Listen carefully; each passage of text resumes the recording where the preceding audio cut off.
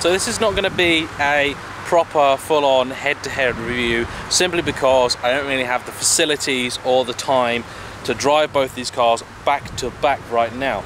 But as you know, I've also got a fair bit of experience behind the wheel of the Evora 400, and this last week I have been driving the Corvette about.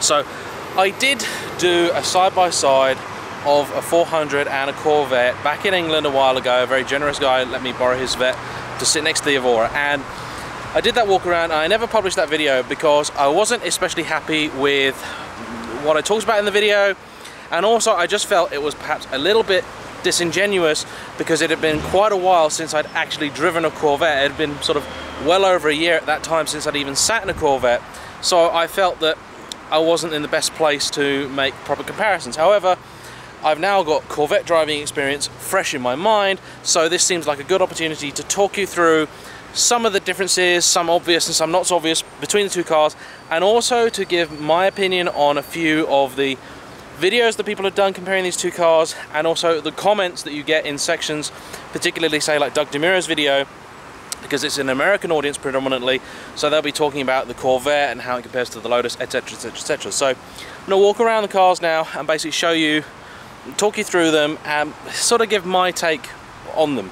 It's not a review, it's just my opinions and my comparison, and if you're in a situation where you're trying to choose between these two cars, maybe I can give you a little bit of information to help you. Here we go. Starting from the outside, both of these cars have come from a pretty similar kind of design perspective. They both have this really nice combination of curves and creases. So the Corvette has this really nice bonnet with, it's very hard to see, but there are basically, I think, 7 creases in this bonnet. You probably see it a bit better like so, which make it really, really nice.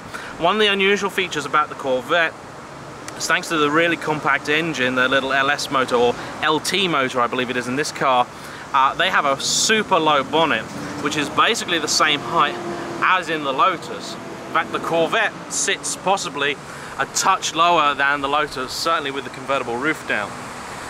It's worth mentioning, again, one really obvious thing, that the Corvette comes exclusively basically in convertible or Targa form, whereas at the present time the Evora comes exclusively in coupe form. That may or may not make a difference to you, but it is definitely worth noting. Now, Lotus have been promising a convertible Evora 400 for quite some time, but it hasn't happened yet, and I certainly wouldn't want to put any money on when it will happen. Now, the Lotus again comes in a +2 seating format, where the Corvette, of course, is strictly a 2-seater.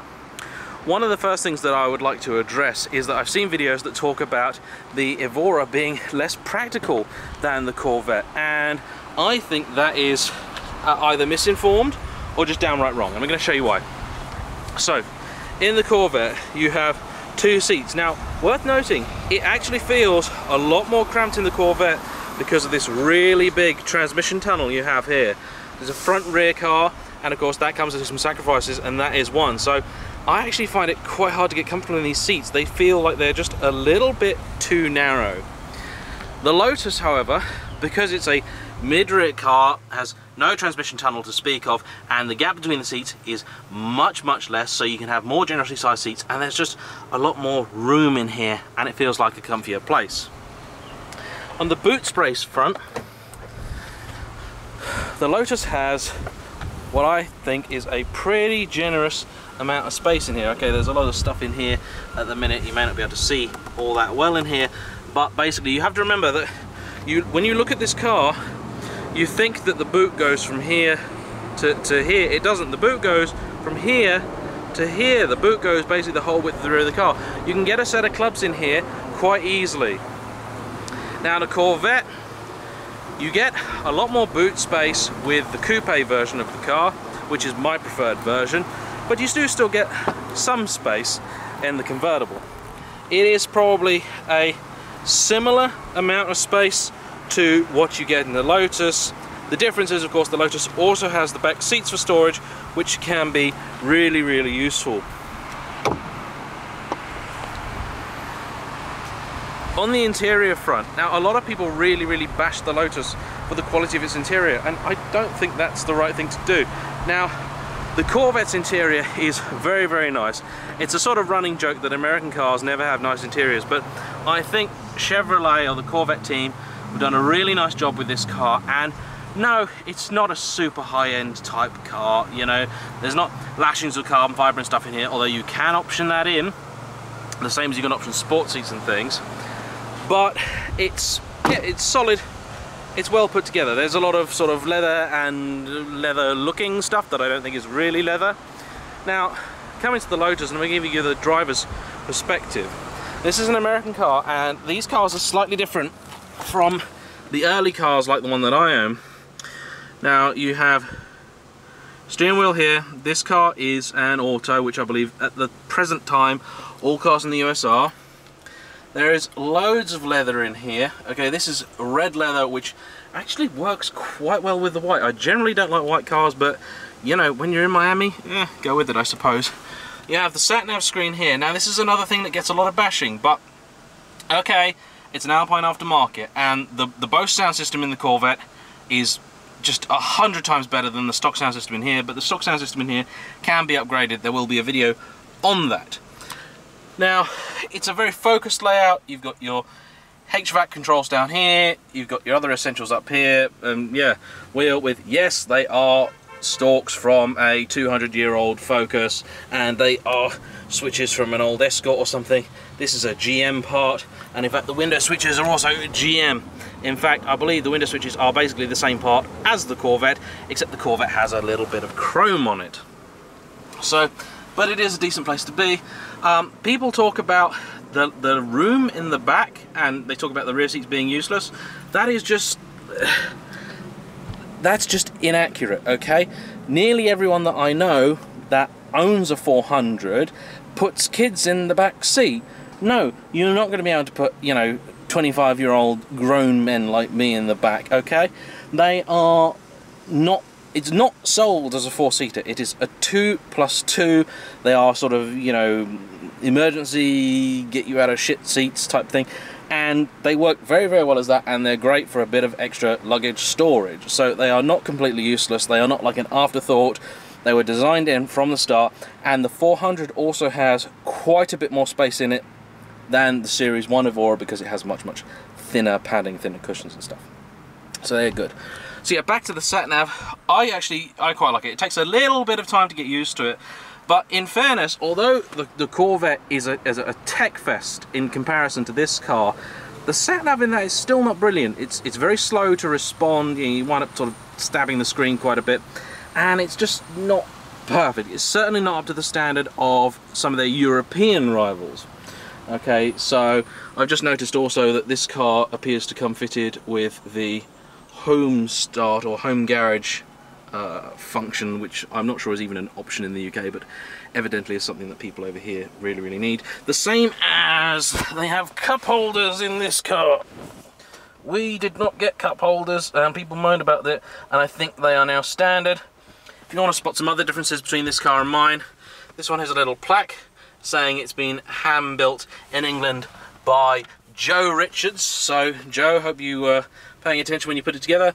And there are these little silver aluminium trims around the vents, which I didn't think I would like. I sort of kind of do, but this is such a nice place. This is really weird because this is like a home away from home. Yeah, the seat in this, okay, I know I have issues with these seats, okay, that's well known. Everyone that speaks English knows that I don't like these seats, but they are, I just feel instantly at home here. Whereas in the Corvette, I'm slightly, yeah, I'm sort of just never quite right. I think the seats are just a touch too thin and not quite well supported enough. So yeah, you have a proper handbrake, which I really like.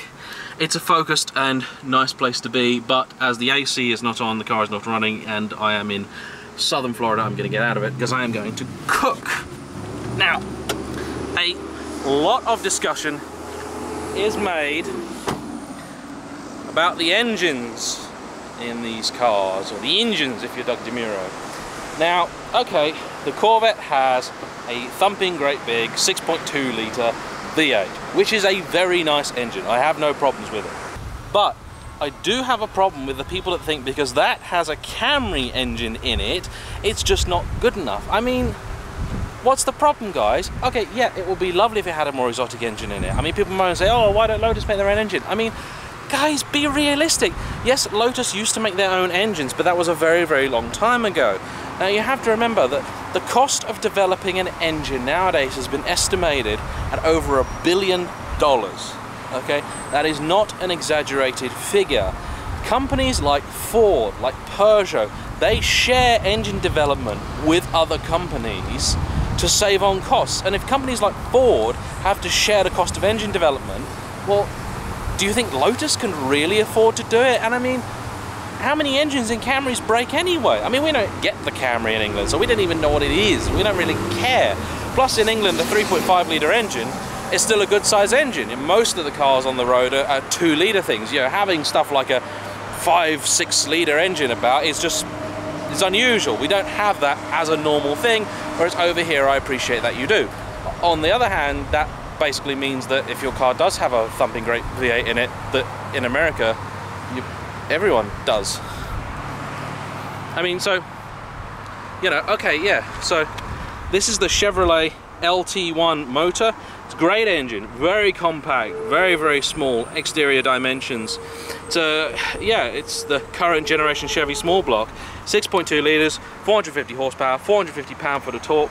The car isn't particularly heavy. I think it only weighs about 100 kilos more than the Lotus. I need to stop myself there for a second. I was recalling these figures from memory, but they're probably worth expanding upon, as I know Lotus people in particular have a bit of a weight obsession.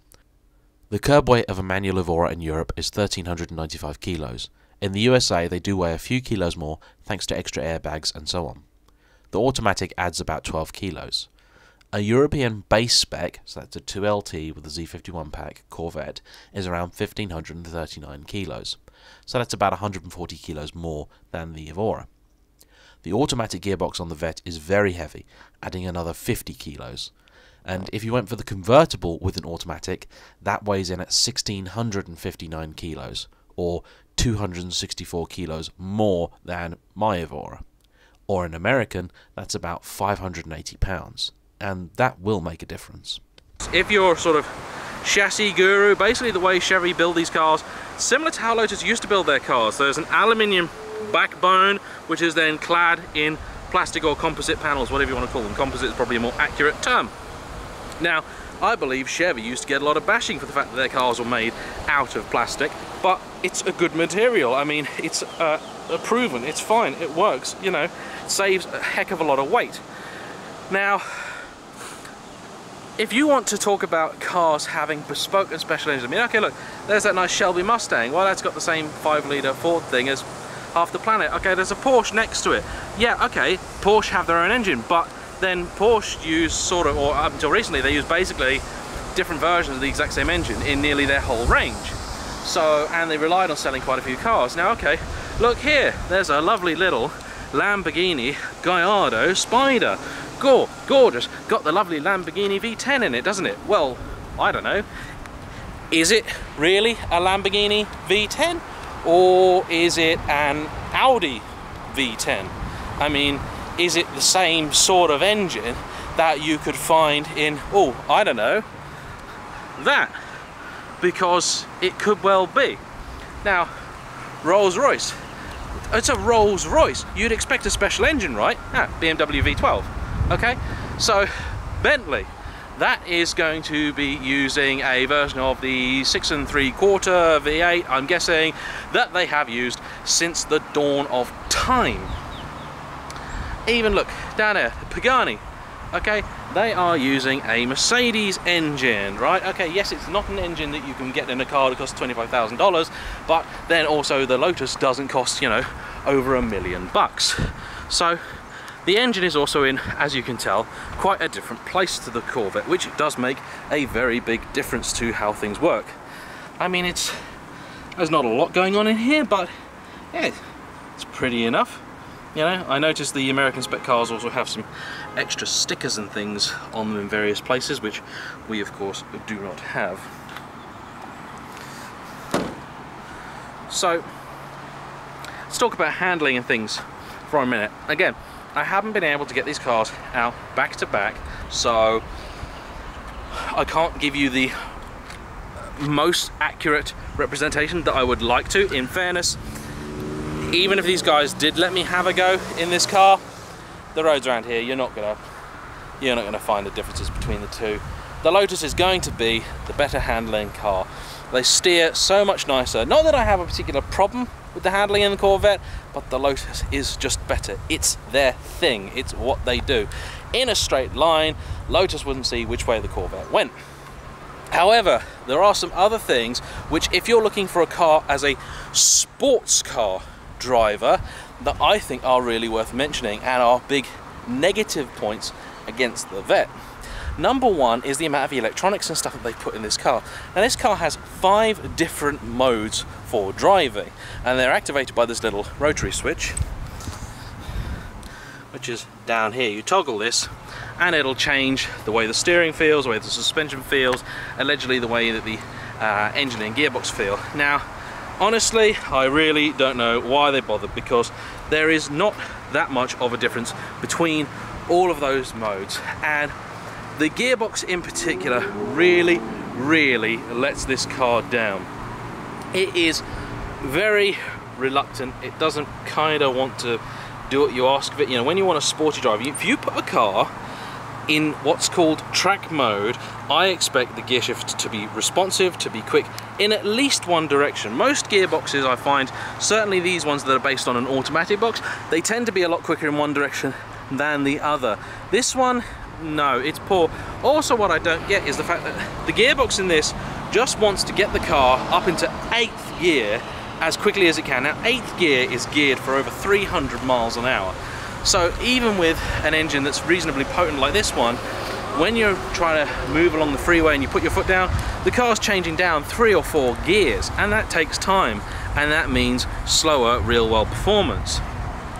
Now, the Evora has the gearbox, which I believe is out of the Camry. In the manual car, it's a gearbox from a totally different car, but Lotus have completely reprogrammed this. Do not mistake this for the same type of experience that you would get from driving a Toyota.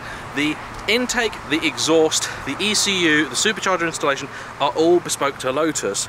Lotus basically get the engines on a pallet with not much attached, and then basically they do everything else. Okay, so yes, it is a Toyota engine. That is a good thing, but it has been fettled by Lotus. And I have driven the Evora automatic. It's not called the IPS anymore, and it is very good. It is definitely better than the Corvette.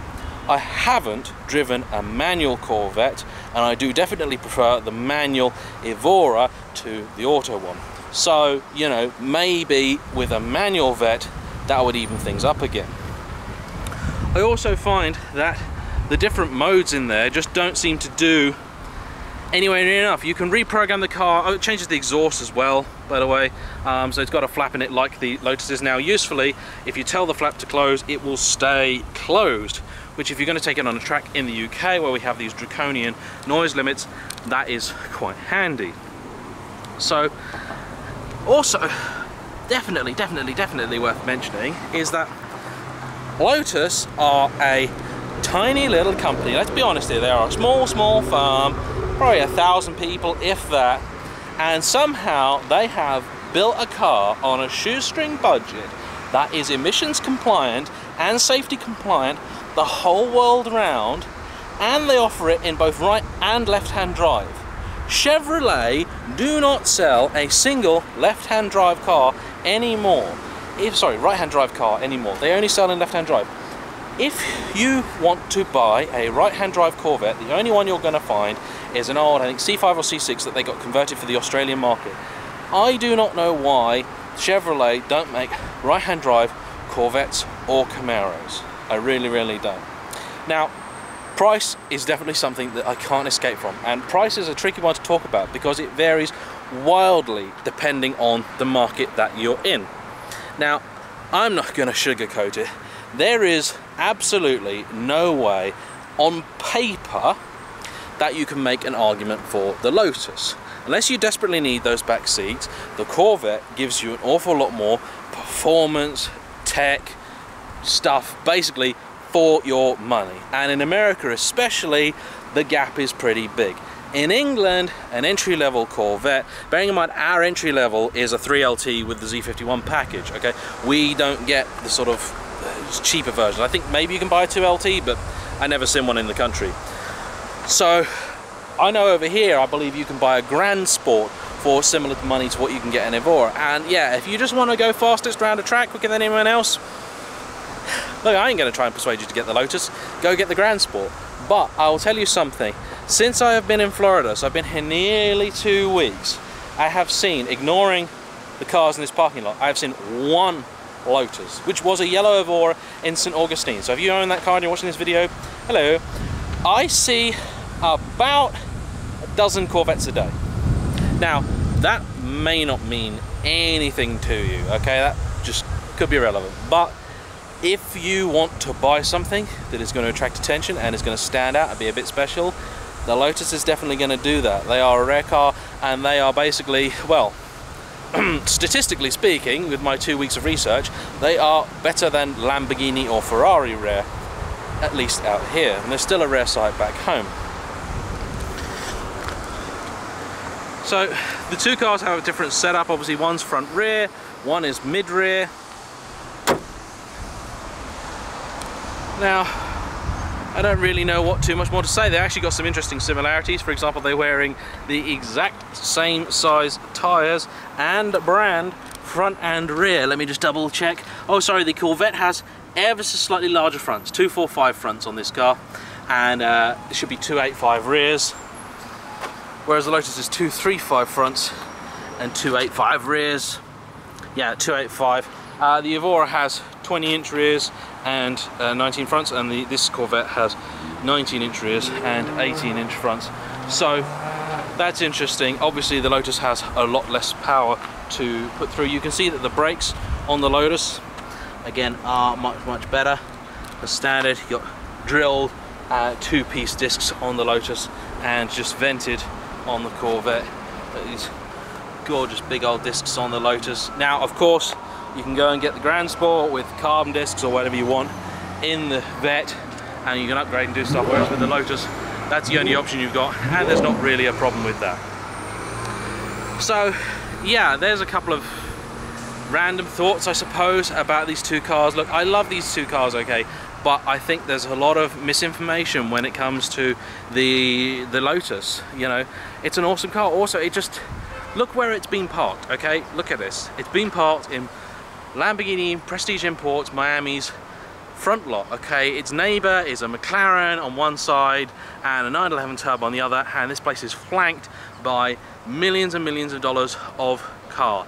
This is a seriously nice car lot, and they are quite happy to have the Lotus front and center. That may mean absolutely nothing to you, but it might be quite important. Ooh, look at that nice thing. Yeah, they have a lot of those around here. I mean, there are more Aventador Roadsters around here than there are Evora 400s. So, yeah, I still love the Corvette. Don't get me wrong, people. Don't think that I hate the Corvette. I love the Corvette. I wish Chevy made one in right-hand drive. It just baffles the mind. Ford have recently introduced the Mustang in right-hand drive, and they are selling like hotcakes. Now, I don't know if the Camaro's got quite the following that the Mustang does, because the Mustang is an identifiable car, even to an English person. But the Corvette, I think if they can make it work, they can maybe reduce the price a little bit, but put that in right-hand drive. I think the fact that 911s have gone up in price so much, I think Chevy would have a real hit with the Vette. But yeah, so there's some opinions and stuff on the two cars.